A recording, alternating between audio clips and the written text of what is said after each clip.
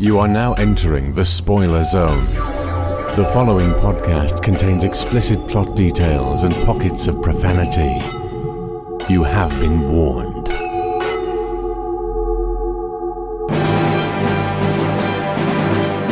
The Exton Moss Experiment. Adventures in Wine and Space with Simon Exton and Ken Moss.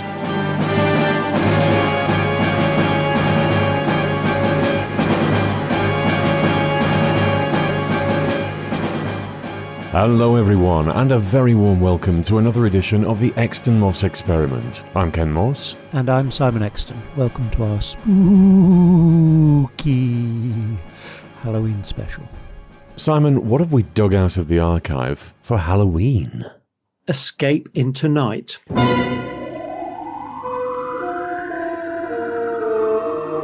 It was an ATV production, originally done in colour, only survives as black and white prints. 6 episodes, the 1972 adaptation of a novel from 1957 by Catherine Storr was called Marianne Dreams. Very fondly remembered by people at the time as being very creepy, and actually was one of the first bits of British telefantasy that I was able to get hold of on video on really, really ropey picture quality. I got hold of this, I got hold of Children of the Stones, and that was about it for quite a while. And I've no idea why this was something that was reasonably easy to get hold of, because I assume it can't have been an off-air recording because it was black and white. But why would anybody have access to this ahead of other, later, more good things? Kind of tailed off a bit towards the end there. Yeah, because I don't want to call it bad because it isn't. But there are other far better things. So why could you get hold of this quite easily when you couldn't get hold of The Changes, which is a much better and more atmospheric production?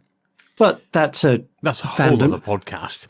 Well, before we get too deep into this, we need a drink. It's time to get out the tonic screwdriver. Oh, happy days.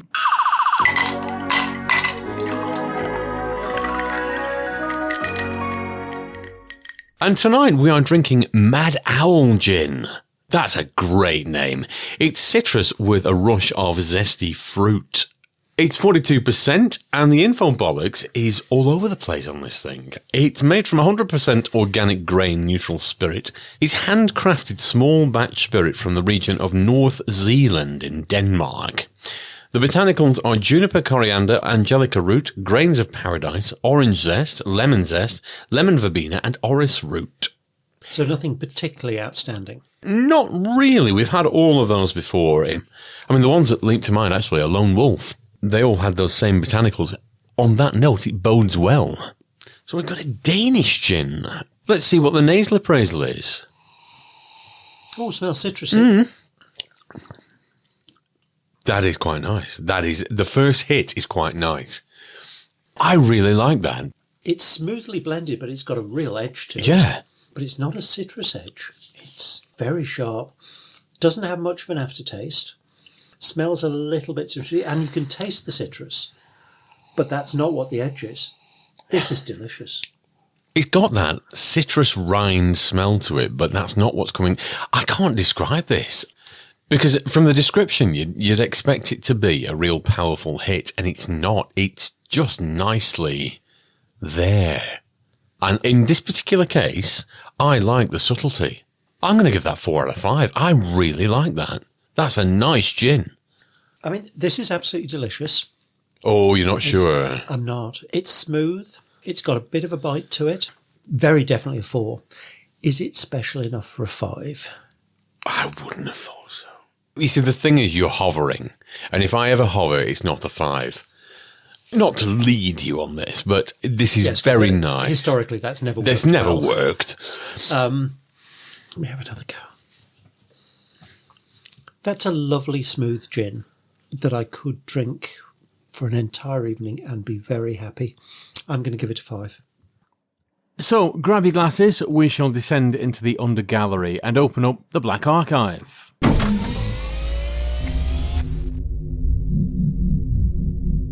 Simon, what are you rescuing this week? A children's TV programme from ITV at about the same time, which was called Ace of Wands. It ran for 3 years. It's the story of a stage magician by the name of Tarot. For the first 2 series, he had 2 assistants, his stage assistant Lully and basically their roadie Sam. None of those episodes exist. I think there are a couple of audio soundtracks, but no video.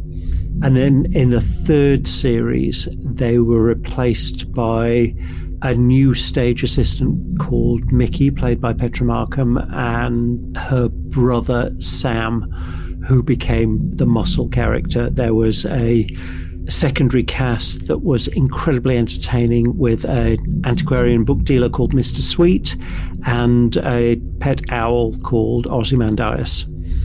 They're entertainingly weird stories. The entire 3rd series survives.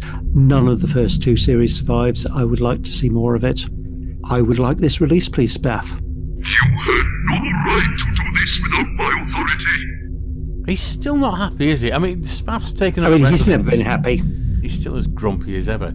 Well, I am going to unleash a series from 1968. It only ran for 6 episodes. It's called Late Night Horror. Only one of the 6 survives. It's the 3rd episode called The Corpse Can't Play. It was a sort of a horror anthology series, really, written by people as diverse as Roald Dahl and Arthur Conan Doyle. Paddy Russell is the director. She did a couple of them. Richard Martin did 2 or 3. Rudolph Cartier did 1. So they were little 25-minute, half-hour things. And the series was cancelled because the viewers wrote in to say how disturbing it was.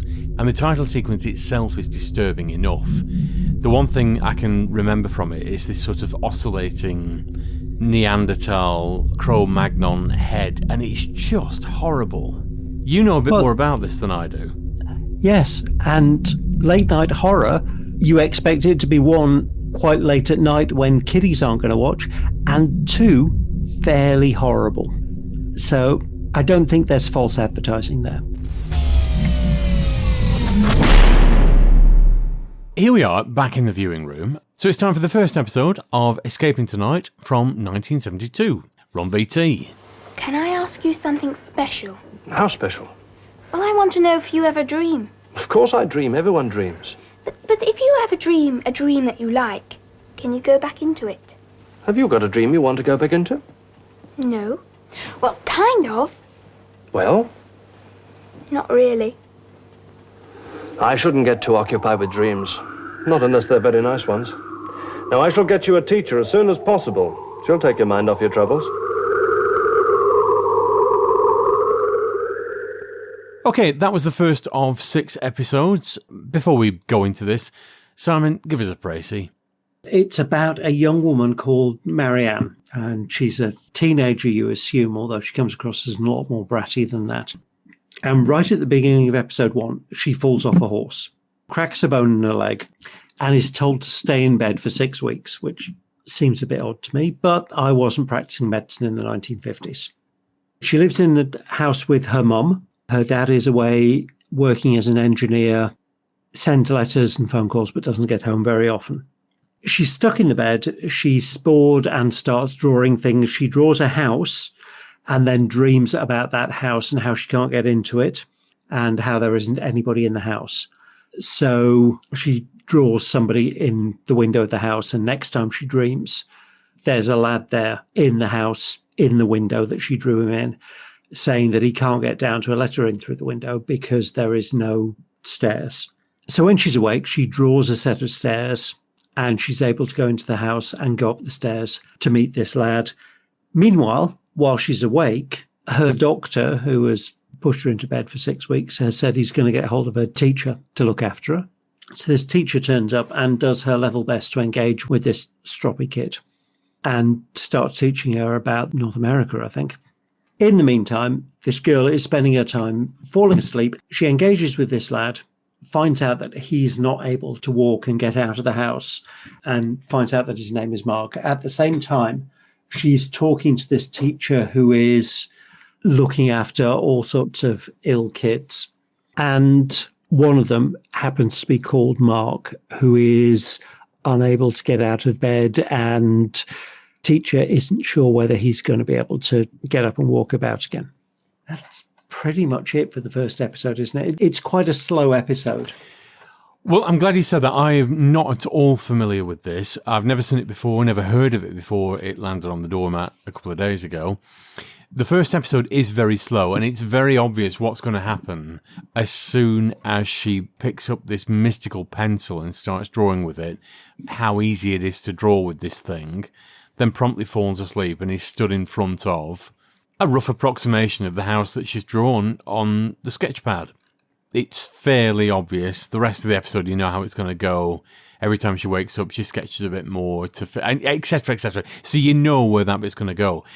It is quite slow, but I suspect that the initial setup episode, right, let's get on with this thing, and then it ramps up massively from episodes 2, 3, and 4, surprisingly. The same with an awful lot of Doctor Who stories. Yeah. And an awful lot of TV drama, to be honest. Episode 1 is there to be creepy and intriguing, but not actually throw an awful lot of plot at you to make sure that people come back. Yeah, you're not overfaced with plot. There's enough there to keep you interested. I think they probably over-egged the pudding a little bit in the first half hour, but bear in mind, this is early 70s, and storytelling's moved on since then. I'm interested to know what goes on in the next 5, but it was fairly predictable for a first episode, and I would have expected something a little bit more of a twist at the end.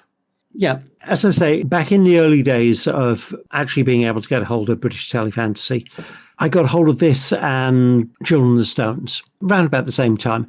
Children of the Stones I have watched over and over and over and over and over again. This I've watched a good few times, but it didn't capture the imagination in the same way that Children of the Stones did. That's not to say it's bad. It's just to say it's not as good as possibly one of the best bits of kids' TV that's ever been put out is. So it's not even damning with faint praise. It's just not being as good as something that's superb. Well, that's just whetted my appetite. No end for the coming 5 episodes that we've got to sit through. Marianne's mum is the same actress as the mum at the start of The Changes, which is kind of why I found her a bit familiar when I came to see The Changes, but very different. I mean, in The Changes, she's very concerned about Nikki, her daughter. In Escaping Tonight, it starts off as this will be great. You're going to be in bed for 6 weeks, but we'll have so much fun. And then within a day, she's saying, what the hell have you done? I could throttle you. Yes, for spilling buttons on the floor. Yeah. And the whole point is that she can't get out of the bed. So how could she get out of the bed and pick up the buttons and pins and all of that? And okay, her mum's probably feeling frustrated that her dad's away, but there's no need to take it out on the kid. This is translated later on in the episode when Marianne is in the room with Mark in this dream house thing and talking about, we'll just go out and we'll leave and we can get away to somewhere else. And Mark's saying, well, I'm stuck on this bench. And Marianne does a whole load of, well, I'm not sure I believe you. And how do you know there are stairs there if you can't get off the bench? And ends it with, well, at least I can walk out of here, which is a fairly horrible thing to say. Even in 1970s ableist world, that's a very horrible thing to say. And to be fair, she does come back and say, look, I'm really sorry. That was a really shit thing for me to say. So there are bits and pieces that are very much of their time. In terms of alumni, we've already talked about Marianne's mum being the mum in The Changes. But the teacher that comes to see her was Miss Winters. Yes, I knew I'd seen her somewhere before. But it was only very different hairstyle. And no glasses. That's Robot in Doctor Who, Tom Baker's first adventure, for those who don't know. The Doctor is very familiar, but I think that's possibly because he looks quite a bit like a poshed up version of Benton. Yeah, I'm really glad you've said that because that was what I was thinking all the way through. And very, very RP. So how Paula are we thinking? Paula. Professor Quatermaster's office. Yes, speaking. Is it something bad? I'd say it's a good 4 out of 5, Paula's. Considering how late in the day it is, we don't usually do the RP factor for anything post-1960s, but this has sneaked in honorarily. That's 4 out of 5 on the RP. And he does start talking about Rugger. Yes, he does. By this period of television, we've sort of shucked off RP to a greater extent. It's quite a surprise to see it pop up, particularly from Posh Sergeant Benton. He's having a posh tank. Should we press play on the DVD player? See what episode 2's got to offer? I think we probably should.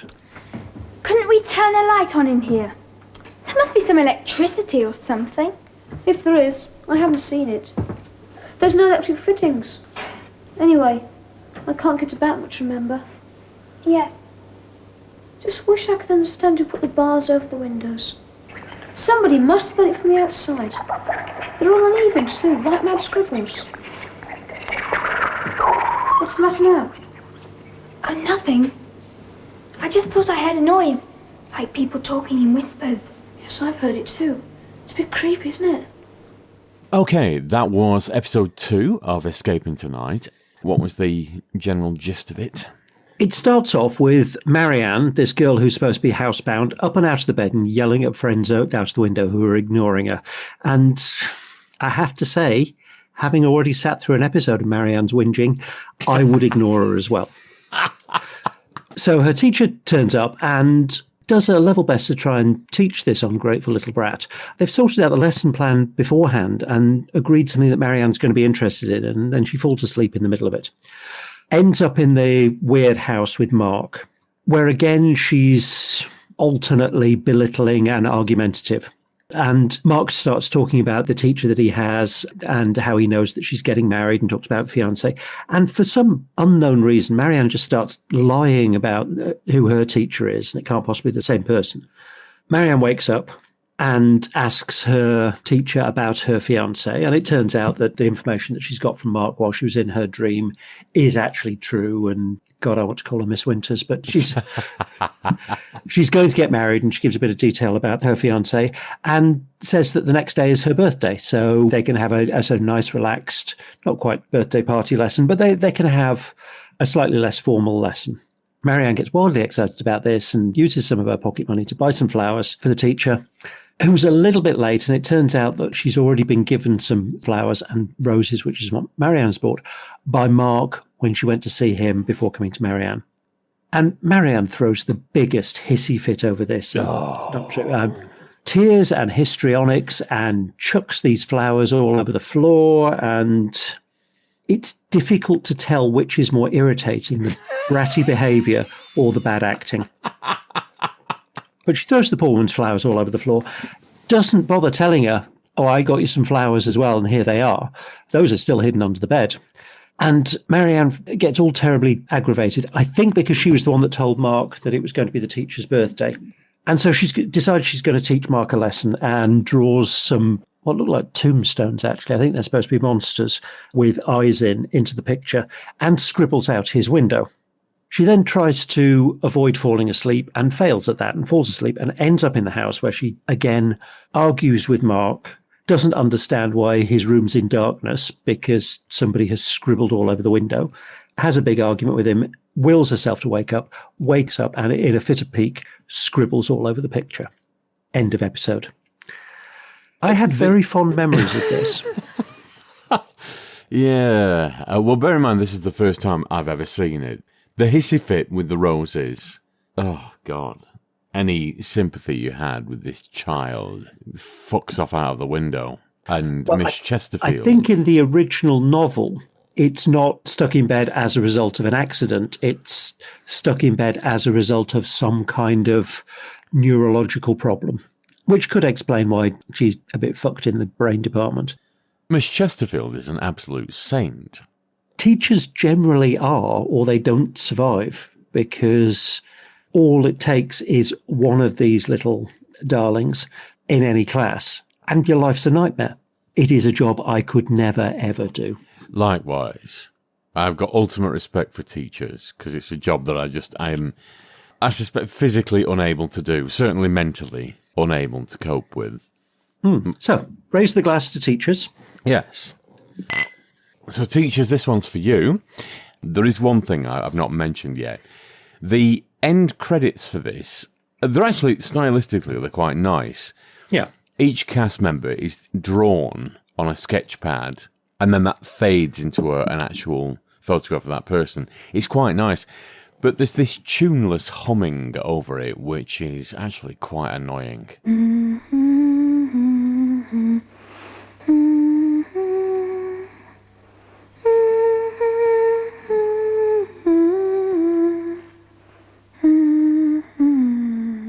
See, I find that quite creepy. Oh, it's creepy, but it's tune. It's not a tune. It's just a young girl that they've said hum for a minute. Yes, but what you have to bear in mind is that it's supposed to be Marianne doing it, and Marianne has proven herself to be ineffectual and inept at everything so far. So it's entirely in keeping. Run VT episode 3. Oh, no, I haven't finished yet. There's one other thing God, that I want to say about a parallel that I've noticed. Go on. The whole bit where she's trying to avoid sleeping, so she's avoiding going into this scary dream realm, is Nightmare on Elm Street. Is she trying to avoid sleeping? She seems to be taking any opportunity she can to get there. No, there's a bit in the middle where she's having a bit of a paddy and she's drawn the monsters into the picture and she's scribbled over the window. She's in bed and she's doing the I'm not going to sleep, I'm not going to sleep, I'm not going to sleep, I'm not going to sleep. Oh, fuck, here I am. Oh, I must have edited that out. In fact, she even nods off during one of her lessons. Anyway, it's time for the next episode, boys and girls. We'll see you at the other side. I think you're worrying too much, Mrs. Austin. She's not quite herself today, that's all. Oh, it isn't that, Dr. Burton. Cooped up in bed, she seems to be getting some very strange ideas. They worry me, they really do. What kind of strange ideas? Well, she has this drawing book, you see, and she's drawn a house in it. Well, that's normal enough. Yes, I know it is, but she's got some very peculiar ideas about it. Mrs. Austin, there's nothing peculiar about a girl drawing a house. She talks as though she lives in it. It isn't easy for a child like Marianne to stay in bed all this time, especially when she's not really feeling ill. She's got a lot of energy which she isn't using, and a lot of imagination. It's natural she gets fed up sometimes. And it's absolutely natural that she goes off into daydreams. Look, let Marianne's friends come in after school as often as possible. Give her plenty to do, and don't stop her drawing. It won't hurt her to use her imagination. Right, well, that was Escaping Tonight, episode 3. What do we think? Oh, God, it's tedious. I haven't seen this in a long time. I remember thinking it's a lot creepier and more atmospheric than it actually is. Not an awful lot happens in this episode. Marianne has another strop, but we're kind of getting used to that. Every episode she does, yes. And so she scribbled out Mark and draws in a friend of hers from school and a couple of ponies because... Little girls love ponies. She's a girl, so clearly that's what she's going to do. The teacher does turn around and call her spoilt at one point, which I think is beyond time. And when she goes back into the picture, the friend and the ponies haven't appeared, and neither's all the scribbling out that she's done. However, they do see the boulders with the eyes again, and they are quite creepy looking. Yeah, they are, actually. Because it's all dark, and actually the exterior stuff works quite well in black and white. And then you've got these big glowing eyes that open up in the middle. So they work quite well. And Mark starts getting poorly in the real world. So she decides she's going to be nice to him and draws him in a bed and food and a radio and books and all sorts of things, none of which turn up when she goes back in. And she realises that for things to appear in her picture, or once things have appeared in her picture, she can't rub them out. But also they have to be drawn with a specific pencil that she happened to find in her grand's workbox. Rips her room apart to try and find this pencil after her mum spent ages tidying it up. Oh, it's the book that she's lost. The pencil she finds immediately by her bedside, but the book has been tidied away. Oh, right, okay. I know, we're both struggling to stay awake through that one. Oh, God. And then right at the end she finds out that Mark is unwell in hospital with an infection, which she's known about right the way through the episode, but she waits until the end of the episode to get particularly upset about it, so it's a vague cliffhanger. I don't care what happens to her, frankly. She's an irritating little brat.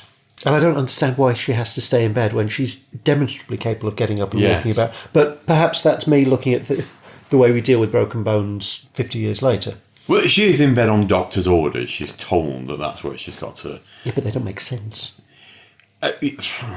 Anyway, but all she seems to do is wake up and then scribble a bit and go straight back to sleep. She seems to sleep an awful lot for a long time. Well, she might be depressed. Depressed people sleep a lot. It is yeah. What she had... no, that's a very judgmental comment that I'm not going to make. It's just really slow and tedious. Yeah. The fact that it's an episode 3.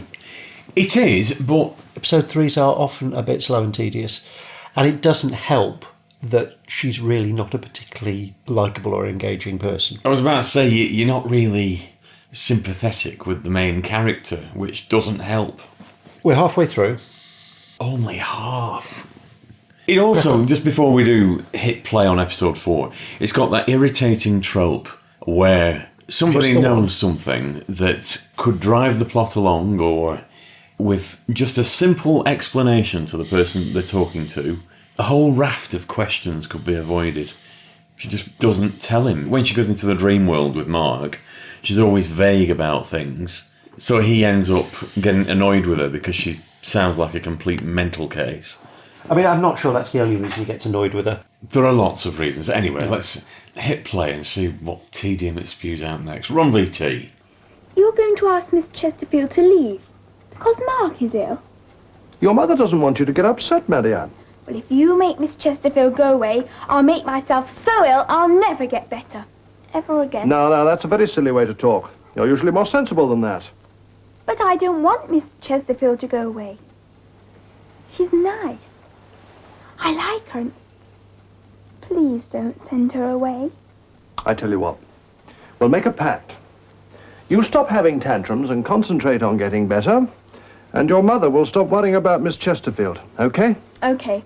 I won't ever get upset again. Not even about Mark, I promise. Splendid. That's that then. You look better already. Keep it up, Marianne. Okay, well, that was episode 4 of Escaping Tonight. Starts off with a dream sequence with lots of mirror on and a rotating book. It's kind of her being delirious, and there's the doctor saying she's got a temperature. But she recovers from that. She's very stroppy because her drawing book has been lost, and she ends up having a bit of a tantrum around her teacher. Again. Not a surprise. Her mother blames the teacher for encouraging this behaviour, which is kind of unfair because she does everything she can to de-escalate it. And Marianne is just a spoiled, stroppy little bitch.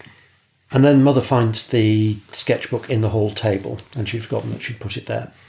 She takes it back to Marianne, who is very happy and grateful, and realises that she can draw things into the dream world so that Mark can have things to eat. So rather than just doing that, she hides a whole load of food. So she hides sausages, and she gets a load of bread and milk to draw from. Because she doesn't know what bread and milk looks like. And then she goes into the dream world, and there's sausages and eggs and milk and all sorts of things. And Mark's quite happy about that, but eventually says he's going to get bored of all these things. So Marianne decides she'll draw a cooker, but can't remember what a cooker looks like. So she searches out a girl's book The Little Girl's Book of Housekeeping. Which is enormous. It looks like a family Bible.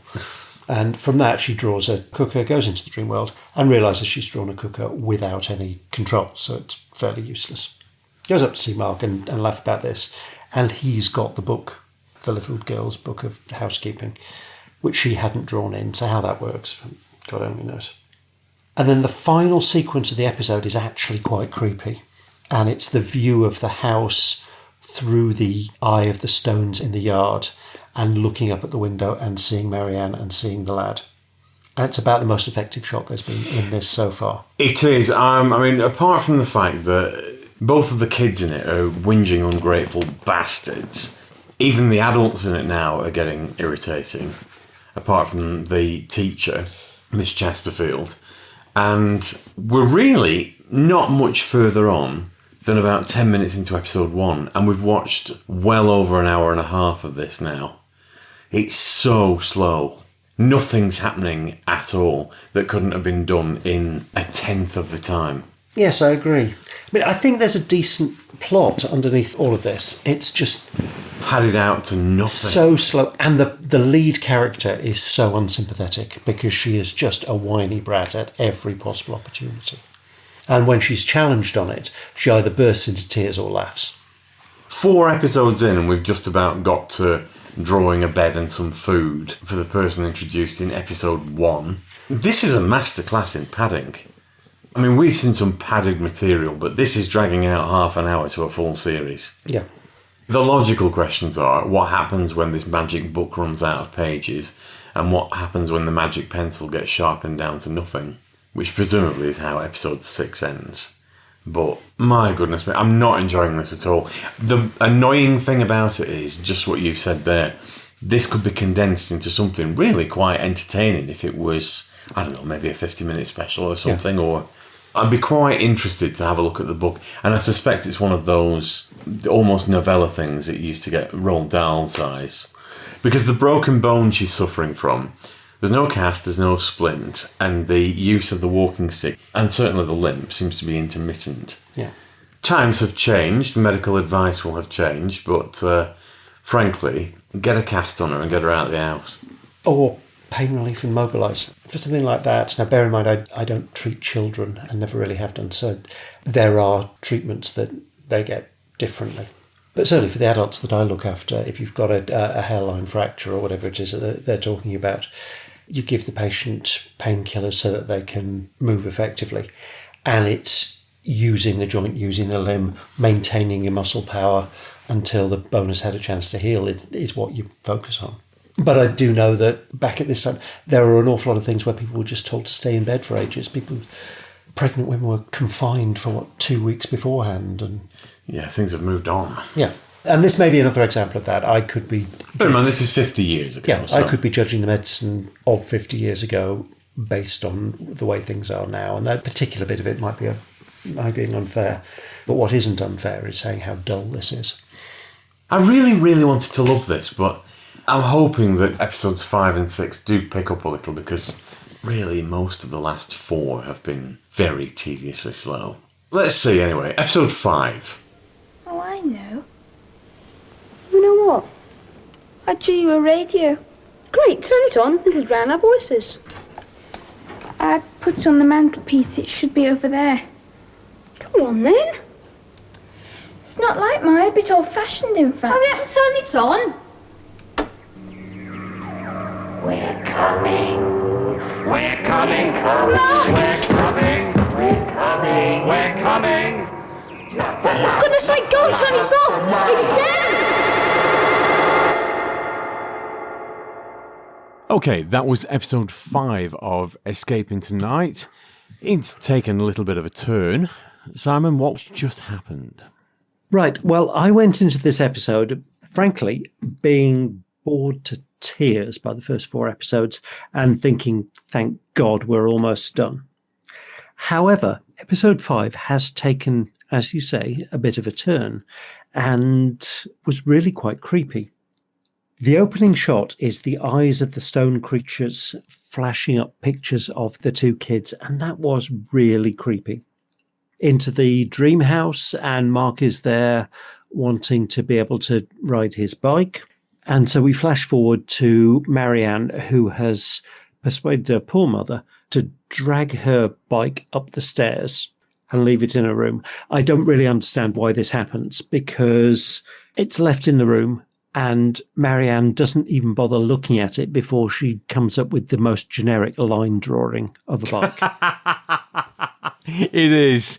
How that looks anything like that bike, I have no idea. So, back in the dream house, the stone creatures are now kind of chattering and a bit even more creepy, and they've surrounded the house. Marianne admits the fact that she drew the stones, and there's a whole scene with Mark where he's sprawling on the floor and not able to get up, and selfish little cow doesn't offer to help him up or anything. Well, he's surrounded by sausages and boiled eggs. He's quite happy. Yeah, sprawled on the floor. And he just wants to carry on and read the book that he's got. And he's perfectly happy with that. And Marianne really mithers him into trying the new bike. And he tries the new bike and can't ride it, and discovers that he has to run the pedals backwards to be able to get any value out of it. The stones have now reached the front door. And Marianne and Mark discover that when a torch is shined on them, they have to close their eyes, and they're less creepy with eyes closed. Mark starts to use his bike. Back in the real world, Marianne is allowed out of bed to do a few steps or whatever, but is absolutely refused permission to use her bike. So the first thing she does is try to get on her bike and falls off. And her mum turns up and is not unreasonably pissed off about this whole thing. And the final sequence in the house is that the radio that Marianne has drawn, when she turns it on, you get the voice of the Stones, a really creepy voice, saying, "We're coming." End of episode. What did you think? I wasn't blown away by it, but my goodness me, that has actually engaged me for the first time in about 3 episodes. I was a little bit confused that the radio in the house that she had drawn was a bit old-fashioned compared to what she was used to, considering she had drawn it. The Stones thing, if you actually look at this, there's no threat at all. The Stones remain static throughout the entire episode, beyond the eyes opening and closing and the sort of ring modulator voice that's put over it yelling through the windows. Except that they have now come up to the front door of the house. Yeah, but there's no actual visual action. It's all static shot. There's no tangible threat they've never seen moving. It's all done with sound. And that sound is actually quite unsettling. Certainly when you get the voice coming through the radio, that's really creepy. And I know it was originally done in colour and we've only got black and white prints, but I think the sections in the house work really, really well in black and white. Considering it was filmed in colour, yes, I think that actually the whole thing does work quite well in black and white. I think it would work really well if the real world stuff was in colour and the stuff in the dream house was in black and white. That's a really good interpretation. I think you're quite right there, actually. Yes. Yeah, I think The Wizard of Oz was there before me, but Actually, I'd forgotten that. Yeah. You thief. But the dark, kind of oppressive black and white nature of the house really works well. The normal, real world, this is the way things should be, I think would work a lot better in colour. And the contrast between the two, I think would work really well. I suspect the fact that the sets in the dream house and all of that is as dark as it is, I suspect that was the designers trying to do that in the first place without actually doing a colour black and white thing. Well, yeah, the sets do look very sort of black and white, frankly, in the bedroom and what have you. But the one thing that hit me was the fact that all the Stones threat is all done with sound. None of it is done with actual visual effects. It's all sound. Yeah. We've said this before about so many things. But when the sound design is done really well, that carries a lot of what might be subpar visual effects. Yeah, and 1972 or whenever this was, but it was round about then, you're not going to have Marvel Universe CGI effects. So you're relying on quality of acting and, frankly, largely not great. The Doctor is terrible, absolutely terrible. Teacher, yeah, she does a competent job. The mother does a reasonably competent job. Mark is so background, he might as well not be there, but he fulfills an important role, but it's very background and reactionary.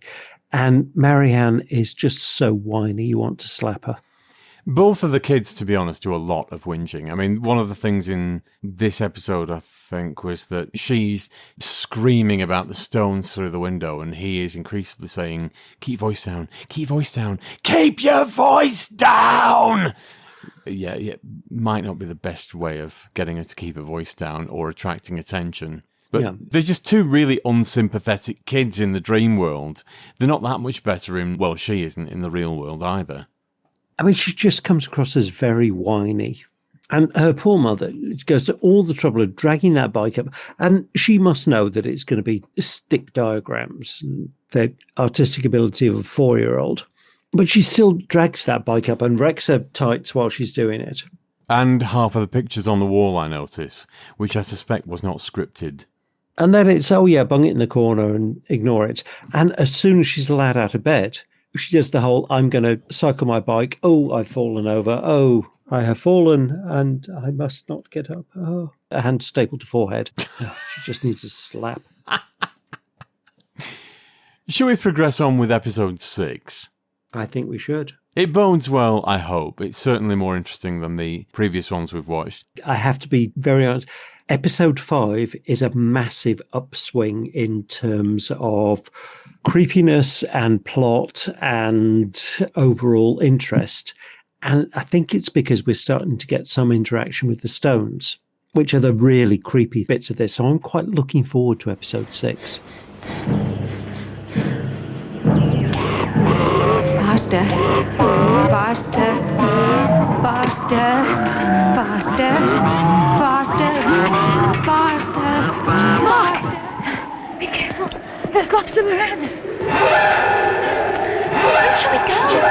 When the light comes, when they can't see us, get Maggie towards the light. There's a road to the lighthouse. I put...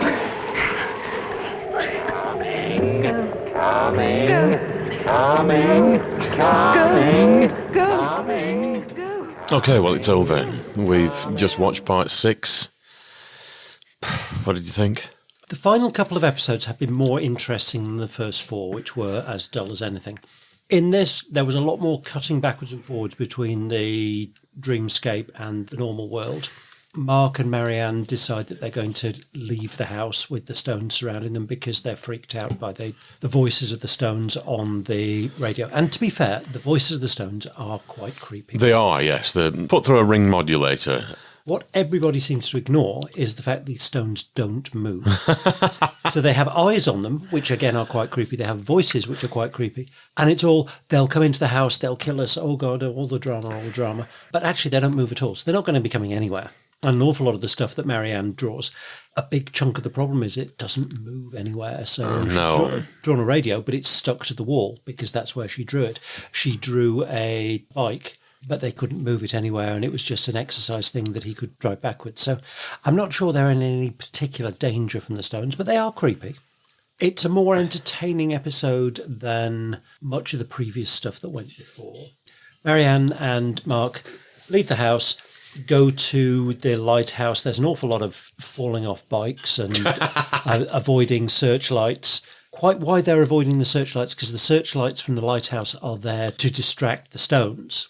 The Stones don't like the light. That's what they keep banging on about all the way through. Yeah. And the Stones are a bit creepy, but they don't actually do anything. And even when she falls off her bike directly in front of one, it doesn't do anything other than wink its eyes. So they're not the most credible threat. And then right at the very end, Marianne's gone away on holiday. She sees a lad cycling along on his bike, and it turns out to be Mark. And he goes, oh, I'm okay. And then just... There's a brief sort of semi-moment of recognition. Yeah.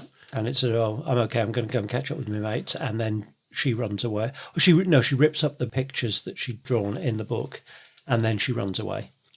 It was all a bit shit. Nothing happens. No. We've just watched 6.5 hours of nothing.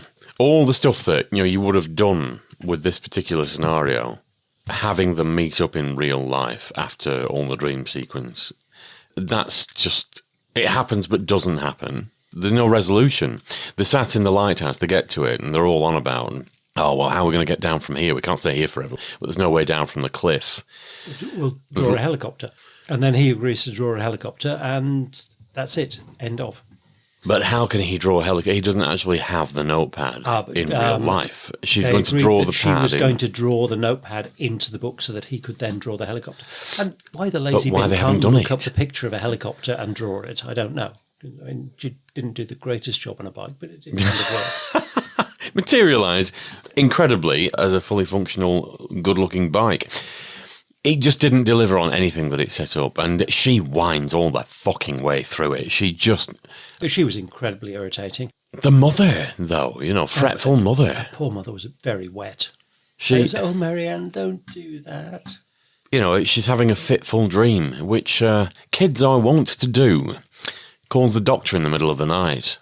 Marianne, for some reason, I've edited it out now, the bike, this suddenly became a major plot issue for the mother, who hoiked it downstairs and then burst into tears for no discernible reason. Don't watch this, boys and girls. There's best things to do with 6.5 hours of your time. Yeah, I mean, it has, or it always had, a really big reputation for being incredibly creepy in fan circles. When I was a baby Telefantasy fan, there were stories of Escape into Night doing the rounds of collectors, but apparently it was the landmark for creepiness. And I think it was just... apocryphal. I don't know, celestial toymaker syndrome. Oh, yes. At some point that was mooted as the greatest Doctor Who story ever made, wasn't it? And anyone who's ever seen the one surviving... Bear in mind, the one surviving episode of Celestial Toymaker is the finale, and it's still dull as shit. Indescribably dull. Although, I mean, this isn't a touch off topic, although on topic, because this was... Escape into Night was filmed in colour and only exists as a black and white print. But there's a Doctor Who Colorizations Facebook group. Anybody's interested in this sort of stuff, it is well worth your time. Have a look. There are people on there who are colorising. They're quite sizable. Rich Tipple does some amazing Oh, he does. Rich Tipple and the Doctor Who group, they do some great stuff. They're colorising sort of 20 seconds at a time over a weekend. That's a lot. And it looks amazing. It does look amazing. But even some of the ones that are just, some of the fans out there that are just using algorithms to colorise. And again, the lengthy chunks, we're talking a minute at a time. The Celestial Toymaker really comes to life in colour. It's actually watchable. I know that there are... I'm yet to be convinced. There are terrible algorithms out there. There is a website out there, the name of which escapes me for the moment, where all the black and white stuff has been colorised by algorithm. It's virtually unwatchable. Anybody out there that has any sort of vague epilepsy, do not go near the algorithm colorisations. It flickers like fuck. But the ones that are done properly, those are really, really good. Yeah, Rich Tipple has been tweeting some 10th Planet 4 clips that he's colorised, and they look incredible. I have seen one where he's doing the whole love, pride, hate, fear speech. And no, this is Doctor and Polly in the TARDIS. Episode 4? It's only 8mm stuff from episode 4. Or is it the episode 1 stuff? Where they're all warm as toast, my dear. Possibly. It's 10th Planet in the TARDIS stuff. But it's utterly convincing that you could because early coloured stuff looked coloured. Now, you're quite convinced that this was filmed in colour. And the depth that it brings to... I don't think it would rescue Escape into Night because the story's terrible. It would have been nice to see it in colour, but I don't think we've lost anything really in translation. It might make an interesting 3-episode story, but it just doesn't have the depth to drag out to 6 episodes. The first 4 episodes are as dull as anything. She is unbelievably whiny. To just colour in the background here, we have been watching this over 6 consecutive Sundays, remote recording. We're actually in person for the final episode. It's been referred to as whiny brat. She whines a lot. At least have one character you're sympathetic with. The mother's wet. Mark, he moans like fuck in the dreamscape. The Doctor is so wooden you could nail stuff to him. He really is a plank. The teacher's quite good. Oh, and yeah, the teacher, actually, yes. She's quite sympathetic. And Sonia Graham was the mother in The Changes as well. She was wet in that too. You said, and I don't remember, but don't the parents disappear? They appear in part 1 and then they're not in it again. Yeah. They get on a dinghy to go to France, ignoring the fact that they have a daughter left behind. I was going to say that... They remember their suitcase. It's always struck me as odd with The Changes that... It's years ago now since we did that, but I seem to remember saying to you at the time, surely they reappear in episode 10 when everything's sorted out. They remember their offspring. No... Which seemed really weird. We'll do The Changes at some point. It's a 10-episode that should really be just 4 or 5. So we'll do 1, 2, 9 and 10, and that will give you everything you need about the story. Right. Everything in between is filler. If nothing else, this has given us the chance to dispel a few myths, I think, about Escape into Night. That was really, really tedious. Didn't you say that there's been a film version? There is. It's called Paper House. It's no better. There's just not enough plot to hang a hat on. Although I think Paper House Mark dies at the end. They get to the lighthouse, he gets on board a helicopter, and in the real world he dies. I'd like to say I care, but I don't. You don't give a toss enough about the characters. There's not enough story to hang a hat on. Yeah, that's not one of our highlights. The audio of the Stones is really quite creepy. Agreed. But actually, when they're doing the whole escape from the house thing, you realise that the Stones can't move and they're not going to do anything at all. It's not like Augury chasing them down a hillside or something. No. Again, they will open their eyes and they will whinge. They don't do anything. There's an awful lot of whinging in this. Yeah. We usually find something to be vaguely positive about, but there's very little in this to... I'm afraid not. Yes. So on that note, boys and girls, it's rare that we tell you to avoid something, but don't waste your time with this. It's not the great classic it's hailed as. We shall be back next time with something more interesting. Far more interesting. It doesn't matter what it is. Paint Along with Nancy would be more interesting than this. We could redo the corridor, people. Or not. Anyway, thank you for listening, boys and girls. Hope we've entertained you, even though we have whinged as much as the central characters. We'll be back next time with something better. Bye now. The Exton Moss experiment featured Simon Exton and Ken Moss. All featured soundtracks are the property of their respective producers, and no infringement of copyright is intended. Title music was performed by the BBC Symphony Orchestra, and the programme was produced by Maverick Productions.